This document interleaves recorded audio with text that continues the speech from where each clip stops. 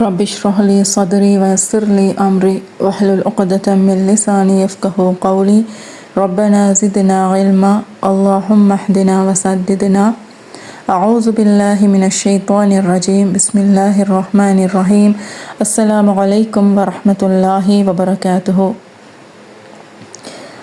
සූරා ෆාතිහාවේ තෆ්සීරය තමයි අපි බලමින් සිටින්නේ. එහිදී මුල් ආයහවන් තුන මගින් අපි අල්ලාහ්ව මනාව හඳුනාගත්තා. අල්ලාහ් යනු අපේ මැවුම්කරු, අල්ලාහ් යනු අපේ රබ් ස්වාමියා ලෙසත්, ඒ වගේම අල්ලාහ් රහ්මාන් රහීම් අති දයාවන්තයා ලෙසත්, ඒ වගේම මාලික යෞමිද්දීන් විනිශ්චය දිනයේදී අධිපති ලෙසත් අපි අල්ලාහ්ව හඳුනාගත්තා. මෙය මනාව හඳුනාගත්තයින් පස්සේ අපි අල්ලාහ්ගේ වහලෙකු වීමට අපි අවනත වෙනවා. ඉය්යාක නඅබුදු ව ඉය්යාක නස්තഈන්. ඔබවම පමණයි නමදින්නේ, ඔබගෙන්ම පමණයි උදව් ඉල්ලන්නේ කියන තත්වයට අපි පැමිණෙනවා. ඊළඟට මේ සේවකයා මේ වහලා ශාරීරිකව සහ මානසිකව අල්ලාහ්ගේ වහලෙකු බවට පත්වීමට සූදානම් වුණායින් පස්සේ දැන් සේවකයාගේ ඉල්ලීම මොකක්ද? ඉහ්දිනස් සිරාතල් මුස්තකීම්, ඉහ්දිනස් සිරාතල් මුස්තකීම්. මේක අපි කරන ගැඹුරුම ඉල්ලීමක්. අපි කලින් වාක්‍යයෙන් අල්ලාහ්ට පොරොන්දු වුණා ඔහුට පමණක් යටත් වෙන්නටත්, ඔහුගෙන්ම පමණක් උදව් ඉල්ලන්නටත්. දැන් සේවකයා තමන්ගේ අවශ්‍යතාවයේ ඉතා සරල වචන වලින් ඉදිරිපත් කරනවා. මොකක්ද? යා අල්ලාහ් අපට මඟ පෙන්වන්න. ඉහ්දිනා. ඉහ්දිනා කියන වචනේ එන්නේ හිදායා කියන වචනයෙන්. හිදායා කියලා කියන්නේ මඟ පෙන්වීම. හිදායා කියන වචනයෙන් මඟ පෙන්වීම කියන අදහස පමණක් දෙන්නේ නැහැ. ඒකෙන් මඟ පෙන්වලා ඒ මගට ගෙනihin එහි ස්ථීර කරවීම ගැනත් කියනවා. ඒ නිසා විශ්වාසවන්තයෙක් මේ ආයහව කියනකොට ඔහු අල්ලාහ්ගෙන් අලුත් මාර්ගයක් ඉල්ලන්නේ නැහැ. ඔහු ඉල්ලන්නේ Taman කලින් ආයහවන් වලින් දැනටමත් දැනගත් සත්‍ය මාර්ගයේ ස්ථීරව සිටීමටත්, එය තව තවත් පැහැදිලි කර දීමටත් මඟ පෙන්වන්න කියලා ඉල්ලන එක. නබිවරුන්ට, සහාබාවරුන්ට, ඒ වගේම උතුම් විශ්වාසවන්තයින්ට මේ ආයහව නිතරම අවශ්‍ය වුණා. එසේ නිතරම අවශ්‍ය වුණේ හිදායහව කියලා කියන්නේ එක පාරකට පමණක් ලැබෙන දෙයක් නෙවෙයි. මේක ජීවිතය පුරාවට අකණ්ඩව අවශ්‍ය වන දායාදයක්. හිදායා කියනකොට හිදායා වර්ග දෙකකින්, ආකාර දෙකකින් අපිට බලන්න පුළුවන්. හිදායා කියලා කියන්නේ හිදායා ඉර්ෂාද්, හිදායා තෞෆීක් හැටියට බලන්න පුළුවන්. හිදායා ඉර්ෂාද් කියලා කියන්නේ දැනුම. අල්ලාහ් සම්බන්ධ වූ දැනුම, කුර්ආනය සම්බන්ධ වූ දැනුම, සුන්නහ් පිළිබඳ වූ දැනුම. මේ දැනුම ලබා ගැනීම එක්තරා හිදායාවක්, හිදායා ඉර්ෂාද් කියලා කියනවා. මේ දැනුම ලබා ගන්න එක පහසුයි. දැනුම ලබා ගන්න එක පහසුයි. එයත් අල්ලාහ්ගේ දායාදයක්. නමුත් දැනුම හදාරන එක පහසුයි. නමුත් දැනුම ලබා ගන්නා සියලු දෙනාම හිදායා තෞෆීක් ලබනවද කියන එක තමයි අපි බලන්න ඕනේ. මොකද දැනුම තියෙන හැමෝම ඒ දැනුම තෞෆීක් බවට පත් කරගන්නේ නැහැ.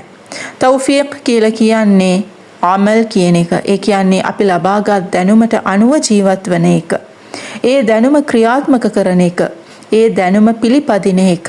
එතකොට හිදායා කියලා කියන්නේ මේ හිදායා ඉර්ෂාද් කියන දැනුම සහ හිදායා තෞෆීක් කියන අමලය, ඒ ක්‍රියාත්මක කිරීම, මේ දෙකම එකට සම්බන්ධ වෙනකොට තමයි මේ හිදායා කියන වචනේ අර්ථය පරිපූර්ණ වෙන්නේ. එසේ නොවුණු දැනුමකින් වැඩක් නැහැ. කෙනෙක් ඉබාදාවන් කරනවා, නමුත් ඔහු දැනුමකින් තොරව කරනවා නම් එය බිදආවක් වෙන්න පුළුවන්. එය නිවැරදි ආකාරයක් නොවෙන්න පුළුවන්. එය සුන්නහව නොවෙන්න පුළුවන්. එය අල්ලාහ් අපට මඟ පෙන්වපු ආකාරයක් නොවෙන්න පුළුවන්. එතකොට ඒ ඉබාදාවෙන් වැඩක් නැතිව යනවා. ඒ වගේම දැනුම කොයිතරම් තිබ්බත් ඒ දේ අපි ක්‍රියාත්මක කරන්නේ නැත්නම් ඒ දේට අනුව අපි ජීවත් වෙන්නේ නැත්නම් ඒ දැනුමින් පවා වැඩක් වෙන්නේ නැහැ. ඒ දැනුම ලබාගත්ත කියලා අපට හිදායාව සම්පූර්ණ පරිපූර්ණ හිදායාව ලැබෙන්නේ නැහැ. ඒ වගේම අස්සිරාත් කියලා කියන්නේ පැහැදිලි විශාල ඍජු මාර්ගයක්. මේක කුඩා පාරක්වත් පටු මංමාවතක්වත් නෙවෙයි. මේක හැංගිලා නැති, හැරවීම නැති ඍජු මගක්. මේ මාර්ගය තමයි ඉස්ලාම්. අල්ලාහ්ගේ ධර්මය, ඔහුගේ කුර්ආනය, නබි සල්ලල්ලාහු අලයිහි වසල්ලම් තුමාගේ සුන්නහව සහ එම මග පිළිපදින්නන්ගේ ජීවන රටාව. මේ මාර්ගය කාලය, සමාජීය රුචිය අනුව වෙනස් වන මාර්ගයක් නෙවෙයි. අල් මුස්තකීම් වංගු නැති, විකෘති නැති, නොමග නොවූ සමබරව පවතින ඍජු මාර්ගය. මේ මාර්ගය අධික වශයෙන් දැඩි මාර්ගයක්වත් අධික වශයෙන් ලිහිල් වුණු මාර්ගයක්වත් නෙවෙයි. මේ මාර්ගය මධ්‍යස්ථ මාර්ගයක්. මේ මාර්ගයේ ගමන් කරනකොට වැටෙන්නත් පුළුවන්. නමුත් ඔහු නැවත නැගිටිනවා. මගෙන් ටිකක් ඉවතට ගියත් නැවත ඒ මගට ආපසු යන්න පුළුවන් මාර්ගයක් තමයි සිරාත් කියලා කියන්නේ. විශ්වාසවන්තයා සලාතයේදී මේ ඉල්ලීම කරනකොට ඔහු අල්ලාහ්ගෙන් ධනවත්, සෞඛ්‍යවත්, සුවයවත්, ජයග්‍රහණයවත් ඉල්ලන්නේ නැහැ. ඔහු ඉල්ලන්නේ මඟ පෙන්වීම. මොකද ඔහු ඉන්නේ හරි මාර්ගයේ නම් අනෙක් සියලු දෙයක්ම ඔහුට හරියටම ලැබෙන බව ඔහු දන්නවා. ඔහු ඉන්නේ වැරදි මාර්ගයේ නම් ලැබෙන සියල්ල අවසානයේ ඔහුට පාඩුවක් වෙන බවත් ඔහු දන්නවා. මේ ආයහවත් ඉහ්දිනා අපට මඟ පෙන්වන්න කියන බහුවචනයෙන් දකින්න පුළුවන්. මේකට හේතුව විශ්වාසවන්තයා තනිවම සුරක්ෂිත වෙන්න කැමති වෙන්නේ නැහැ.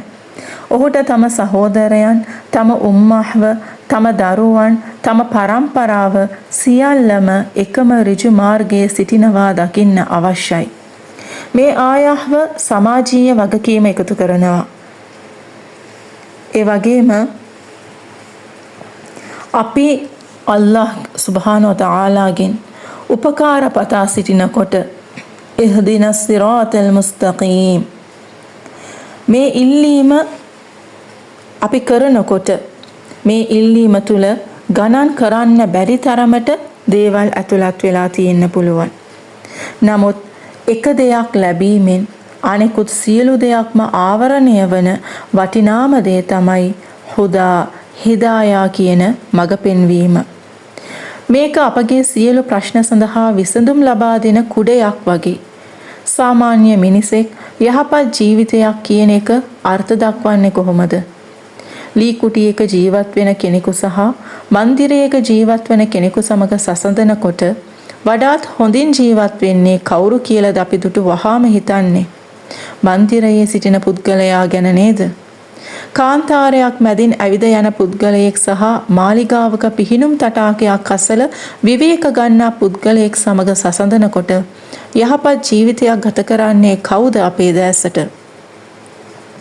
සැප පහසුවෙන් විවේක ගන්නා අර තැනැත්තා. බස් නැවතුමක සිටින කෙනෙකු සහ සුඛෝපභෝගී කාර් රථයක් පදවමින් යන කෙනෙකු සමග සසඳනකොට අපගේ ක්ෂණික ප්‍රතිචාරයෙන්, අපගේ ක්ෂණික බුද්ධියෙන් හෙළිවෙන්නේ සාර්ථකත්වයේ පිළිබඳ අප තුළ ඇති උපකල්පනයන් පමණයි.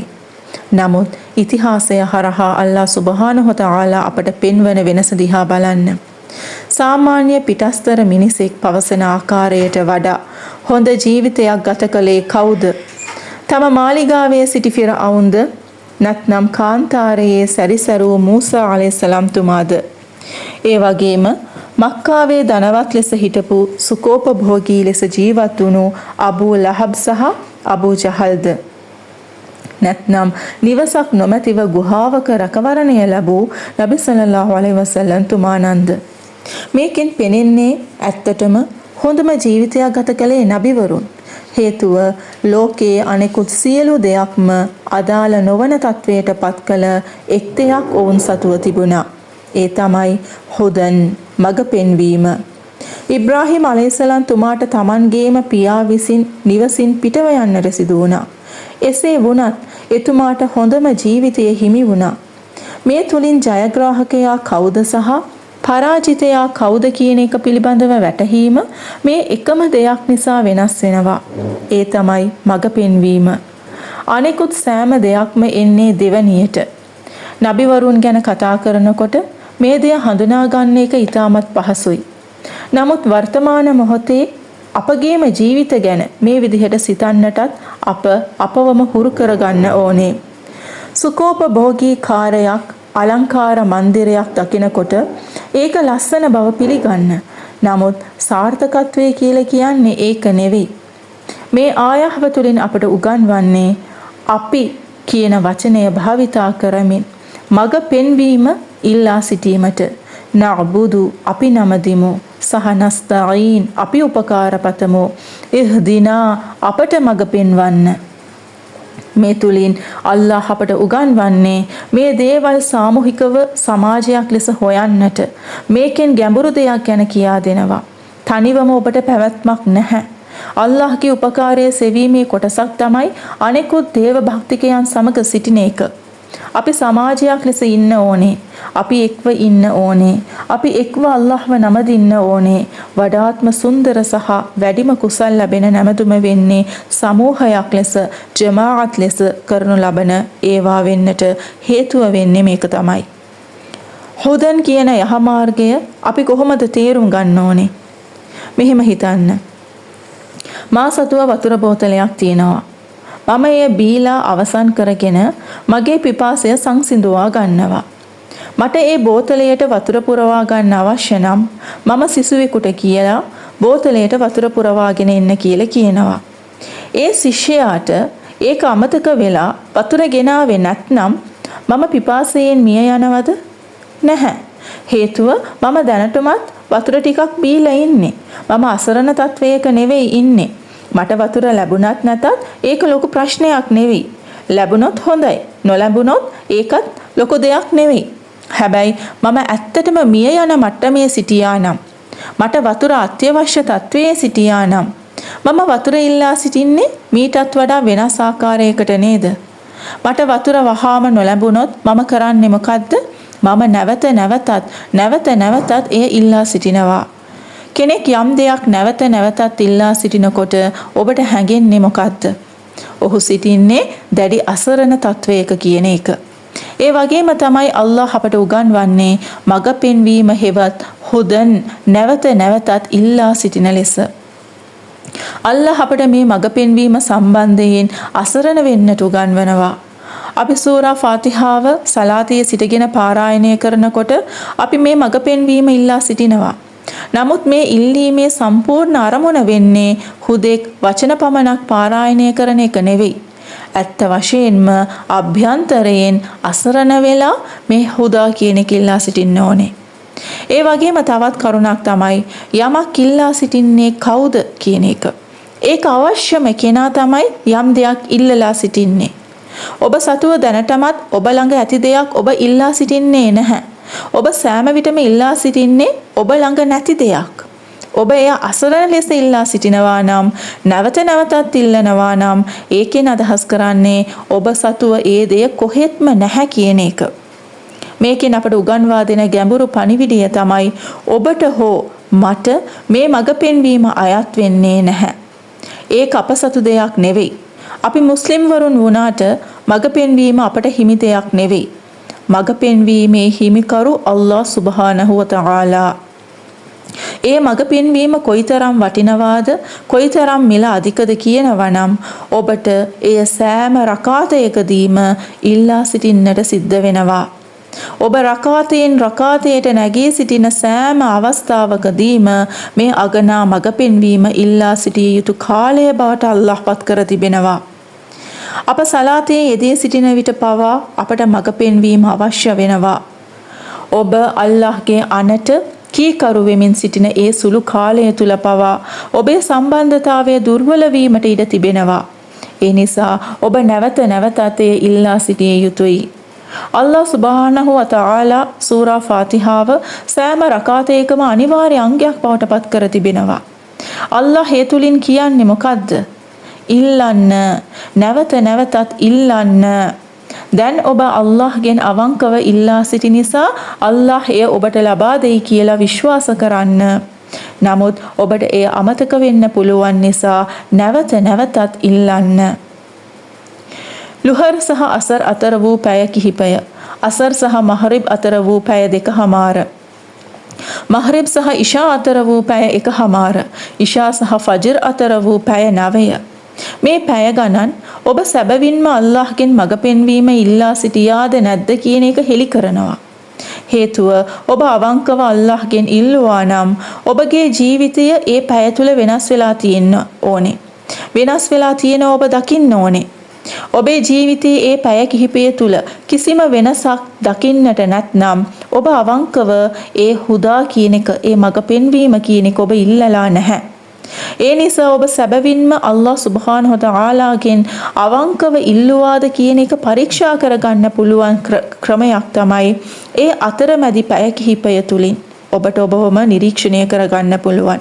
ඔබව විනිශ්චය කරන්න. ඒ පැය කිහිපය තුල ඔබ කරන්නේ මොකද්ද කියලා පරීක්ෂා කරලා බලන්න.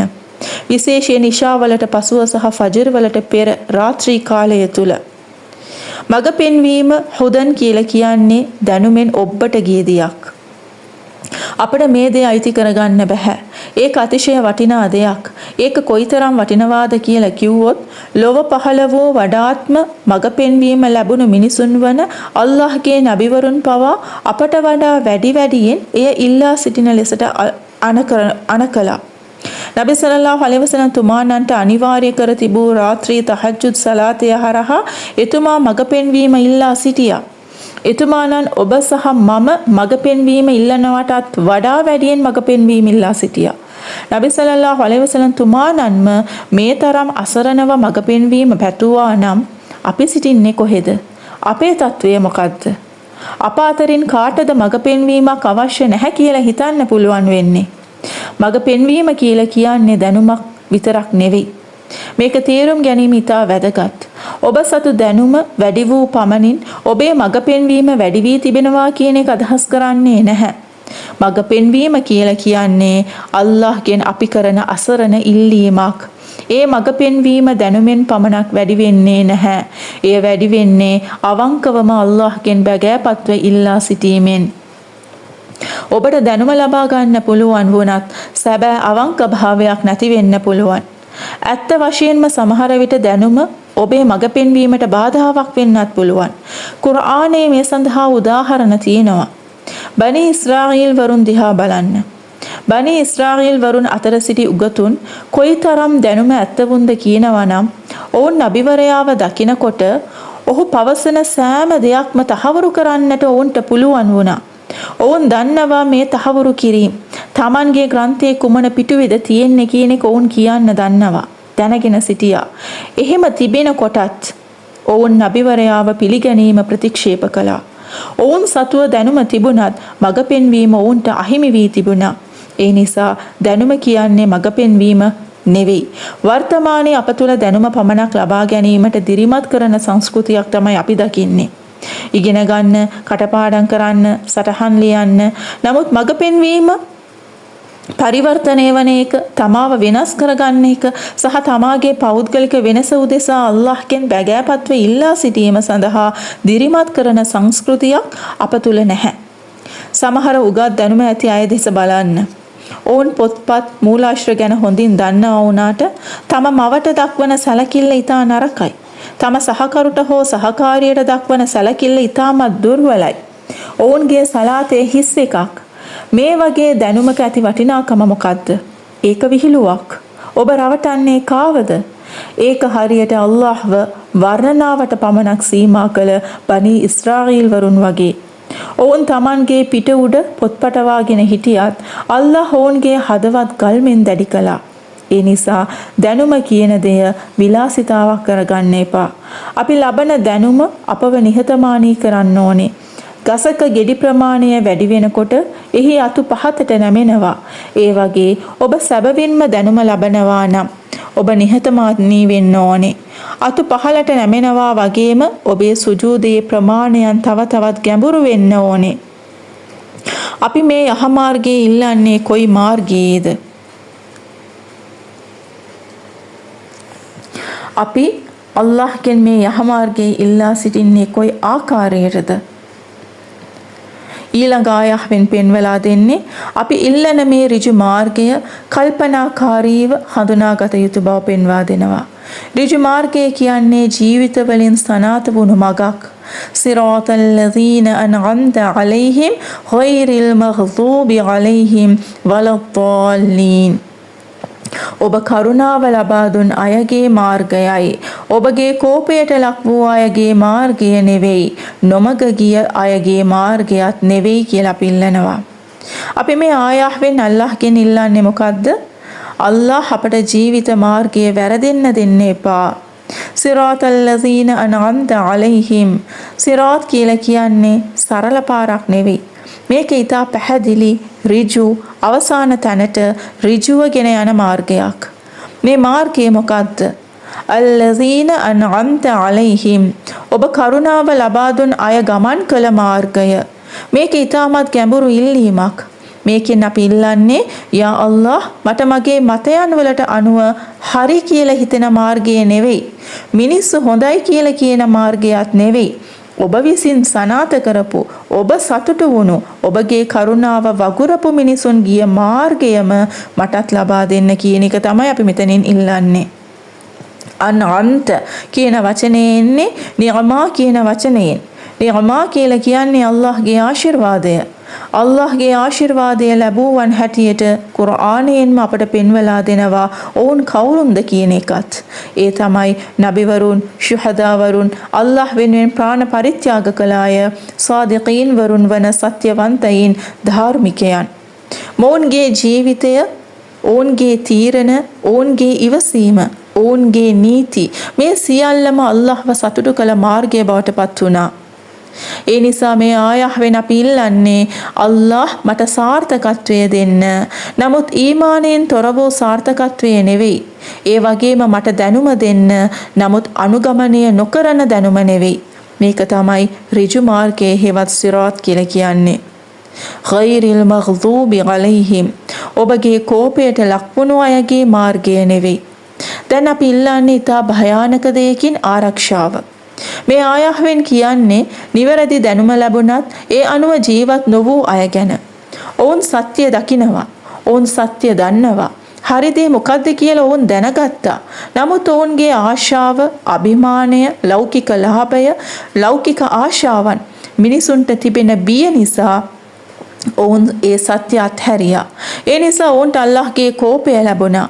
ඒ නිසා මේ ආයහවෙන් අපි අල්ලාහ්ගෙන් ඉල්ලන්නේ යා අල්ලාහ් මට කුර්ආනයේ අවබෝධය ලබා දීලා, හදීසයන්හි අවබෝධය ලබා දීලා, ඒ ජීවිතයට අරගන්නේ නැති කෙනෙක් හැටියට මාවපත් කරන්න එපා කියන එක. ඒ නිසා දැනුම පමණක් තිබීම ප්‍රමාණවත් නැහැ. දැනුම අනුගමනය කරන්නේ නැත්නම් ඒ දැනුමම අපට විරුද්ධව සාක්ෂියක් බවට පත් වෙනවා. ඒ වගේම වලද්දාල්ලීන් මග වැරදිලා ගිය අයගේ මාර්ගයක් නෙවෙයි. මේ අය සත්‍ය සොයාගෙන යනවා කියලා හිතුවත් නිවැරදි දැනුමක් නැතිව අන්ධ ලෙස ආගමික හැඟීම් වලට පමණක් ඇදෙන අය. මොවුන්ට ආගම කෙරෙහි ආදරය තියෙනවා, උනන්දුව තියෙනවා. නමුත් Taman පිළිපදින්නේ, අනුගමනය කරන්නේ සත්‍ය මාර්ගයේද කියන එක පිළිබඳව නිවැරදි දැනුමක් නැහැ. ඒ නිසා ඔවුන් අතිශයින්ම වැරදි මාර්ගයට වැටෙනවා. ඒ නිසා අපි මේ තුලින් ඉල්ලන්නේ යා අල්ලාහ් මට ආගමික හැඟීම් ලබා දෙන්න. නමුත් දැනුමෙන් වෙන්වුණු හැඟීම් නෙවෙයි. මට ආදරය දෙන්න. නමුත් සීමාව ඉක්මවා ගිය ආදරය නෙවෙයි. අතිශෝක්තිය නෙවෙයි. මේ සූරා ෆාතිහාව තුල මුස්ලිම්වරයෙකුගේ සම්පූර්ණ ජීවිතය සාරාංශ කරලා තියෙනවා.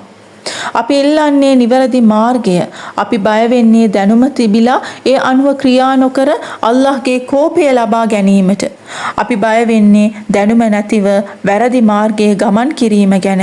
ඒ නිසා සූරා ෆාතිහාව තුලින් සෑම සලාතයකදීම අපි අල්ලාහ්ගෙන් අපේ ජීවිතය නැවත නැවත ඍජු කරන ලෙස ඉල්ලා සිටිනවා. මේ සිරාතල් මුස්තකීම්, සිරාත් කියන මාවත ආගමික වශයෙන් පමණක් නෙවෙයි, භාෂාමය වශයෙන්ුත් වෙනත් විකල්පයක් නැති මාවත කියලා තමයි හඳුන්වන්නේ. සාමාන්‍ය ජීවිතයේදී ඔබට යම් පාරක් වැරදුනොත් තවත් පාරකින් ඔබට අවශ්‍ය ස්ථානයට යන්න පුළුවන්. නමුත් සිරාත් කියන මාර්ගය ඔබව එම ඉලක්කයට ආපසු හරවලා ගෙනියන්න පුළුවන් වෙන මාර්ග නැති එකම මාර්ගයක්. අරාබි භාෂාව තුළ මේ සිරාත් කියන වචනයට බහුවචන ස්වරූපයක් පවා නැහැ. සිරාත් කියන වචනයට බහුවචන නැත්තේ ඍජු මාවත් කිහිපයක්ම තියෙන්න බැරි නිසා. අරාබි භාෂාව තුළ මාවත කියන වචනය හඳුන්වන්න තවත් වෙනත් වචන ඕනෑ තරම් තියෙනවා. සබීල්, සුබූල්, තරීක්, තුර්ක්, ශරියා, ශරායි. හැබැයි සිරාත් කියලා කියන්නේ එකම එක මාර්ගයක්. ඒක වචනෙන් විතරයි බලන්න පුළුවන්. අල්ලාහ් සුබ්හානහු වතාලා අපට කියන්නේ අල්ලාහ් ඉදිරියේ පිළිගත හැකි එකම ආගම ඉස්ලාම් කියලා. ඒ කිව්වේ සිරාත් කියලා කියන්නේ අල්ලාහ්ට අවනත වීමේ එකම මාර්ගය බවට පත් වෙනවා. සිරාත් කියන වචනයෙන් සිරාජ් හෙවත් ඍජු කඩුව කියන අර්ථයක් ලබා දෙනවා. සිරාත් කියන වචනේ භාෂාමය අර්ථය තමයි ඍජු කඩුවක් වගේ ඍජු කියන තේරුම. මේ සිරාත් කියන මාවත පුළුල් මාවතක්. මාවත පුළුල් වීමේ වාසිය තමයි වැඩි පිරිසකට එකට ගමන් කරන්න පුළුවන්. සාමාන්‍යයෙන් යුද්ධයක වගේ අවස්ථාවක ඉතිහාසයේ දිහා බැලුවොත් ඍජු මාවත් කියලා කියන්නේ වඩාත් භයානක මාවත්. හේතුව මාවත ඍජු වෙනකොට ඍජු මාවතක ගමන් කරනකොට එහි සංචාරය කරන අයව පහසුවෙන් ඉලක්ක බවට පත් කරගන්න පුළුවන්. සංගවෙන්න ඍජු මාවතක ස්ථාන නැහැ. ඔබව ඉතා පහසුවෙන් හඳුනා ගන්න පුළුවන්. අපි ගමන් කරන මාර්ග වංගු සහිතව සහ විවිධ හැරවුම් සහිතව තියෙනකොට ඔබට සංගවෙන්න පුළුවන්. ඒ නිසා තමයි ඔබ ඍජු මාවතේ ගමන් කරනකොට ඔබට පහර දෙන්නට ෂයිතාන්ගෙන් පටන් ඔහුගේ සේනාව ඔබව පහසු ඉලක්කයක් බවට පත් කරගන්නේ. මේ සිරාත් මාවත ඉතා දිගයි. ඒ වගේම භයානකයි. ප්‍රහාරවලට විවෘතයි. සමූහයකට එකට ගමන් කරන්න පුළුවන් තරමටම පුළුල් මාර්ගයක්. ඒ වගේම ඍජුයි. මේ සියලු අර්ථයන් සිරාත් කියන එකම වචනය තුල ගැබ්ව තියෙනවා. ඒ වගේම සාමාන්‍යයෙන් මුස්තකීම් කියන වචනයේ තේරුමත් ඍජු කියන එක තමයි. නමුත් ඍජු කියන වචනය දැනටමත් සිරාත් කියන වචනයෙන් ආවරණය වෙලා ඉවරයි. එතකොට මුස්තකීම් කියන වචනයෙන් එකතු වන අර්ථය මොකක්ද? මුස්තකීම් කියන වචනය පැමිණෙන්නේ ඉස්තිකාමා එහෙමත් නැත්නම් අකාමා කියන වචන වලින්. හරියට අකාමස් සලාහ් සලාතය ස්ථාපිත කරන්න කියනවා වගේ. මේ වචනේ තේරුම තමයි යමක් ඍජුවම ඉහළට සිටුවීම කියන එක. ඍජු කියනකොට හරස් අතටත් ඍජු වෙන්න පුළුවන්. නමුත් මුස්තකීම් කියලා කියන්නේ ඉහළට යොමු වුණු ඍජු බව. ඔබ යම් දෙයක් කෙලින් සිටවනවා කියලා හිතන්න. ඔබ කණුවක් සිටවනකොට එහෙමත් නැත්නම් තරාදියක් සමබරව තබනකොට ඒක නිවැරදිව ක්‍රියා කරන්නේ එහි මැද ඇති කණුව සම්පූර්ණයෙන්ම ඍජුව සම්පූර්ණයෙන්ම කෙලින් සහ සම්පූර්ණයෙන්ම සමබරව පවතිනකොට පමණයි. මේක හුදෙක් ඍජු බවක් නෙවෙයි. ඉහළට යොමු වුණු ඍජු බව. මේ වචනය හරහා අල්ලාහ් සුබ්හානහු තාලා අපට කියන්නේ දිගු වූ පුළුල් වූ භයානක වූ මේ මාවත මඟ පෙන්වන්නේ කොහෙටද? ඉහළට. ඔබ ලෝකය සහ එහි පෙළඹවීම අත්හැර දමමින් ඔබ ගුරුත්වාකර්ෂණයට එරෙහිව සටන් කරමින් සිටිනවා. මේ අරගලය බැරෑරුම් ලෙස නොගත් විශ්වාසවන්තයින් ගැන කුර්ආනය විස්තර කරලා තියෙනවා. අඛ්ලද ඉලල් අර් නැවත පොළවට වුන් ඇද වැටෙනවා. සුබ්හානල්ලාහ්. ඒ නිසා අල්ලාහ් සුබ්හානහු වතාලා විශ්වාසවන්තයින්ගේ මාවත විස්තර කරන්නේ ඉහළට යන ගමනක් ලෙස. දැන් කල්පනා කරන්න. ඔබ ඉනිමගක් දිගේ ඉහළට නගිනවා කියලා හිතන්න. ගුරුත්වාකර්ෂණය ඔබ කෙරෙහි ක්‍රියා කරන එක නවත්වනවද? නැහැ. ඔබ ලිස්සුනොත් ගුරුත්වාකර්ෂණ බලයෙන් ඔබ නැවත පහළට වැටෙනවා. එතකොට මේ ගුරුත්වාකර්ෂණය ඔබ මත වූ බලපෑම නවත්වන්නේ ඔබ පෘථිවි වායුගෝලයෙන් ඉවතට ගියොත් පමණයි. විශ්වයට ගියොත් පමණයි. ඔබ පෘථිවියෙන් ඔබට යන තෙක්ම ගුරුත්වාකර්ෂණය ඔබව පහළට ඇද දමනවා. ඒ නිසා ඔබ කොපමණ වන්දනාමාන කළත්, කොපමණ දුආ ප්‍රාර්ථනා කළත්, කොපමණ දැනුමක් ලබා ගත්තත් ඔබ ඉහළට යමින් සිටියදී පවා පෙළඹවීම, කෑදරකම, ලෞකික ආකර්ෂණයන් කියන මේ සියලු බලවේග සෑම විටම පවතිනවා ඔබව ඇද දමන්නට. ඔබ කුර්ආනයෙන් භාගයක් කටපාඩම් කරලා තිබුණත් නුසුදුසු දසුණක් තවමත් ඔබව පෙළඹීමකට ලක් කරන්න පුළුවන්. ඔබ තවමත් පරීක්ෂාවට ලක් වෙනවා. ඔබ විද්වතෙක් හෝ කැපවුණු වන්දනාකරුවෙක් වුණත් විනෝදාස්වාදය සඳහා කාලය නාස්ති කිරීමේ පෙළඹවීම ඔබට තවමත් පවතිනවා. ඒක පහව යන්නේ නැහැ. ඔබව අත්හරින්නෙත් නැහැ. තව හොඳට හිතලා බලන්න, ඉනිමගක් දිගේ ඉහළටම නගින පුද්ගලයෙක් වඩාත් ආරක්ෂිතද නැත්නම් වඩාත් අනතුරට පත්ව සිටිනවාද? කෙනෙක් ඉනිමගේ එක් පියවරක් ඉහළට ගිහින් වැටුණා නම් ඔහුට ලොකු හානියක් වෙන්නේ නැහැ. ඔහුගේ ජීවිතය බේරෙනවා. නමුත් ඒ ඉනිමගේ පියවර 99ක් උඩට ගිහින් වැටුනොත් අනිවාර්යයෙන්ම ඔහු මැරෙනවා, විනාශ වෙනවා. ඇයි? ඔහු පොළවට වැටෙන්නේ නිකන් නෙවෙයි. පොළවේ වැටෙන්නේ විනාශ වෙන තරමට අධික බලවේගයකින්. දැනුම ලබා දී තියෙන කොටත් එය අත්හැර දැමූ විද්වතෙක් ගැන අල් ආරාෆ් සූරාවේ අල්ලාහ් විස්තර කරන්නේ අන්නේ විදිහට. අප කැමති වූයේ නම් ඒ දැනුම මගින් ඔහුව උසස් කරන්නට තිබුණේ. නමුත් ඔහු පොළවට ඇලී සිටියේය කියලා අල්ලාහ් ඔහු ගැන කියනවා. ඒ කියන්නේ ඔහු පොළවට කිඳා බැස්සා. ඒ තරම් දුර ඉහළට නැගලා උඩට ගිහිල්ලා එකපාරටම පොළවට බැහැලා විනාශ වුණා. හේතුව ඔහු ලෝකයට ප්‍රිය කළා. අල්ලාහ් මේ තුලින් විස්තර කරන්නේ ආගමික දැනුම හරහා තත්වයක් ලබා දී තියෙන කොටත් ලෝකයට ප්‍රිය කළ දැනුම ඇති පුද්ගලයන් ගැන. ඔවුන් මේ ලෝකයේ පසුපස හඹා ගිය අතර එය ඔවුන්ව පෙර සිටි තත්වයට වඩා නරක තත්වයට පත් කළා. අල්ලාහ් සුබ්හානහු වතාලා මොවුන්ව බල්ලන්ට සමාන කරනවා. ඒකෙන් අදහස් කරන්නේ බල්ලන් පවා මොවුන්ට වඩා හොඳයි කියන එක. ඔවුන්ව සමාන කරන්නේ සාමාන්‍ය බල්ලෙකුට නෙවෙයි, දිව එළියට දමාගෙන හති දමන බල්ලෙකුට සමාන කරනවා. හේතුව ඔවුන් ඒ තරමටම කෑදරයි. බඩගිනිව සිටින කොටත් ඔවුන්ට බඩගිනි, බඩ පිරී තිබෙන කොටත් ඔවුන්ට බඩගිනි. හේතුව ඔවුන් ඒ තරමටම ලෝකයට ඇබ්බැහි වෙලා. ඔවුන් තනිකරම තිරිසන් ස්වභාවයට පත් වුණා. මොවුන් කාලයක් විශිෂ්ට ලෙස හිටපු මිනිසුන්, විද්වතුන්, උගතුන්, ධාර්මිකව සිටි පුද්ගලයින්. ඔවුන්ට ඒ තරම් ඉහළ නගින්නට අවස්ථාව ලබා දී තිබුණත් ඔවුන් ඊටමත් පහළට ඇද වැටුණා. නැවතත් ලෝකයට ඇලී ගියා. අල්ලාහ් සුබ්හානහු වතාලා අප වැනි තත්වයන්ගෙන් ආරක්ෂා කරත්වා. මේක අපට වැදගත් පාඩමක් උගන්වනවා. ඉස්ලාමය තුල ෂයිතාන්ගෙන් ආරක්ෂිත තත්වයක් කියන ස්ථානයක් නැහැ. ඔබ කොයිම මොහොතකවත් මම දැන් ආරක්ෂිතයි කියලා සැහැල්ලුවෙන් ස්වර්ගයට ළඟාවන මට්ටමක් නැහැ. ඔබ ඉනිමගේ ඉහළටම යන තරමට ඔබ වඩාත් ප්‍රවේශම් වෙන්න ඕනේ. ඔබ වඩාත් බිය වෙන්න ඕනේ. ස්වර්ගය සහතික කරනු ලැබූ සහාබාවරුන් රලියල්ලාහු අන්හුම් දිහා බලන්න. ඔවුන් Taman ගැනම කියා ඇති දේවල් අධ්‍යයනය කරනකොට පුදුම හිතෙනවා. අල්ලාහ් සුබ්හානහු වතාලා විසින් නබි සල්ලල්ලාහු අලයිහි වසල්ලම් තුමාණන්ට සහතික කරන ලද මුනාෆික් වරුන් හේවත් කුහකයින්ගේ නම් 10ක් දන්වලා තිබුණා. ඔවුන්ව හඳුනා ගන්නට. නමුත් නබිතුමා මේ නම් ගැන කිව්වේ එකම එක සහාබාවරයෙකුට පමණයි. ඒ තමයි හුදයිෆා රලියල්ලාහු අන්හු තුමාණන්ට. ඒ ලයිස්තුවේ ඉන්න 10 දෙනා කවුද කියලා අහගන්න හුදයිෆා රලිතුමා ළඟට මුලින්ම ගිය පුද්ගලයා කවුද? උමර් ඉබ්නු ඛත්තාබ් රලියල්ලාහු අන්හු තුමා. උමර් රලියල්ලාහු අන්හු තුමා හොයත ගිහින් ඇහුවා හුදයිෆා මගේ නමත් ඒ ලයිස්තුවේ තියෙනවද කියලා. එතකොට හුදයිෆා රලියල්ලාහු අන්හු තුමා කිව්වේ මට ඒ නම් ඔබට කියන්න බෑ. නබි සල්ලල්ලාහු අලයිහි වසල්ලම් තුමා මට කිව්වා ඒ නම් කාටවත් කියන්න එපා කියලා. එතකොට උමර් රලියල්ලාහු අන්හු බැගෑපත් වුණා. අනේ මගේ නම ඒකේ තියෙනවද කියලා විතරක් මට කියන්න කියලා බැගෑපත් වුණා. එතකොට ඔහු ප්‍රතිචාර දක්වනවා මෙතනින් යන්න මම මේ ගැන ඔබත් එක්ක සාකච්ඡා කරන්නේ නැහැ කියලා. එතකොට උමර් රලියල්ලාහු අන්හු තුමා ඒ තරම් කනස්සල්ලටපත් උනේ ඇයි? හේතුව ඔහු තේරුම් අරගෙන හිටියා ඔබ ඉහළට යන තරමට ඔබේ තත්වය වඩාත් භයානක වන බව. ඔබ කිසි විටකවත් ආරක්ෂිත නැති බව.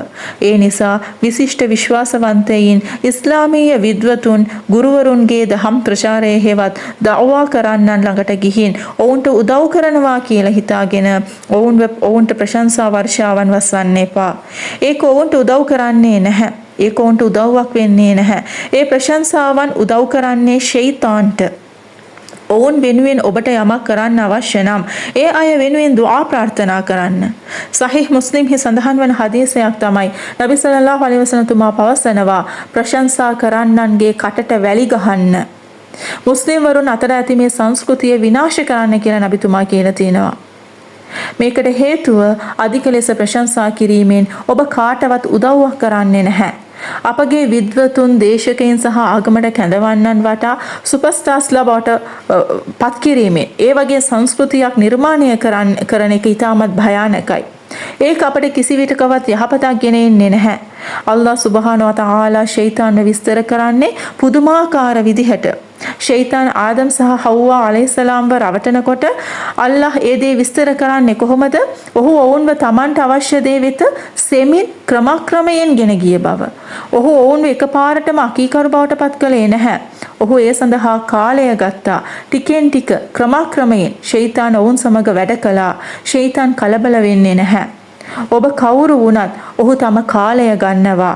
ඉවසිලිවන්තව කටයුතු කරන්නා අවසානයේ Tamanගේ ඉලක්කය කරා යන බව ෂයිතාන් දන්නවා. සිරාතල් මුස්තකීම් කියන මාර්ගය මේ ආකාරයේ ඉහළට යන ගමනක් බව අපි සාකච්ඡා කළා. දැන් අපි හොඳින්ම දන්නවා මේ මාවත කොයි වගේ එකක්ද කියලා. නමුත් මේ ගැන අපි අනිවාර්යෙන් දැනගත යුතු තවත් කරුණක් තියෙනවා. ඒ තමයි මේ මාවතේ අපට පෙර සාර්ථකව ගමන් කළේ කවුද කියන එක. ඔබ පාසල් අධ්‍යාපනය ලබනකොට එහි විභාගයන් පිළිබඳව එහෙමත් නැත්නම් රැකියාවකට ඉල්ලුම් කරනකොට ඒ රැකියාව ගැන ඔබ උපදෙස් අහන්නේ කාගෙන්ද? ඒ ක්ෂේත්‍රයේ සාර්ථක වුණ අයගෙන් නේද? ඔබ සමගම යට උත්සාහ කරන අයගෙන් ඔබ උපදෙස් අහන්නේ නැහැ. ඒ නිසා මීළඟ ආයහව මගින් අපි ඉගෙන ගන්න යන්නේ ඒක. සිරාතල් ලදීන අන්අම්ත අලයිහිම්, ඔබගේ අනුග්‍රහය ලත් අයගේ මාවත අපට ලබා දෙන්න. අපි මේ තුලින් අල්ලාහ්ගෙන් ඉල්ලා සිටින්නේ දැනටමත් සාර්ථක වුණු තම ගමන සාර්ථකව නිම කරගත් අල්ලාහ්ගේ අනුග්‍රහය නැතිව තම ගමන සම්පූර්ණ කළ අයගේ මාවත අපට පෙන්වන්න කියලා. අස්-සිරාතල් මුස්තකීම් මගින් අපට ඍජු මාවත හඳුන්වා දෙනවා. මෙහි ඉතුරු කොටස ඉන්ෂාල්ලා ලබන සතියේ අපි බලමු. අස්සලාමු අලයිකුම් වරහ්මතුල්ලාහි වබරකාතුහු. أعوذ بالله من الشيطان الرجيم بسم الله الرحمن الرحيم الحمد لله رب العالمين الرحمن الرحيم مالك يوم الدين إياك نعبد وإياك نستعين اهدنا الصراط المستقيم صراط الذين أنعمت عليهم غير المغضوب عليهم ولا الضالين